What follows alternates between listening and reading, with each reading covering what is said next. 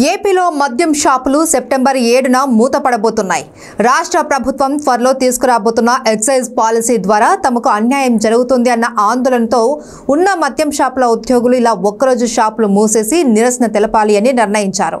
ఈ సందర్భంగా అల్లూరి సీతారామరాజు జిల్లా దేవీపట్నం తహసీల్దార్ రామకృష్ణకు మద్యం ఉద్యోగులు వినతి పత్రాన్ని అందజేశారు.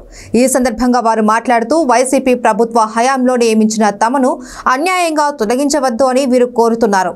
2024 సార్వత్రిక ఎన్నికల అనంతరం కొత్త ప్రభుత్వం అధికారంలోకి వచ్చాక అయినా తమకు మంచి రోజులు వచ్చాయని ఆశపడ్డామని, కానీ ప్రభుత్వమే మద్యం దుకాణాలు ప్రైవేటుపరం చేసి తమను రోడ్డున పడేయబోతున్నట్లు ప్రసార మాధ్యమాల్లో విస్తృత ప్రచారాలు జరుగుతున్నాయని వారు ఆవేదన వ్యక్తం చేస్తున్నారు. గత ఎన్నికలలో కూటమి ప్రభుత్వం అధికారంలోకి వచ్చేందుకు తాము కూడా మద్దతు తెలియజేశాము అని, కానీ ఇప్పుడు నూతన ప్రభుత్వమే మద్యం దుకాణాల్లో పనిచేస్తున్న 18,000 కుటుంబాలను రోడ్డున పడేసి అన్యాయం చేయొద్దని వేడుకుంటున్నారు.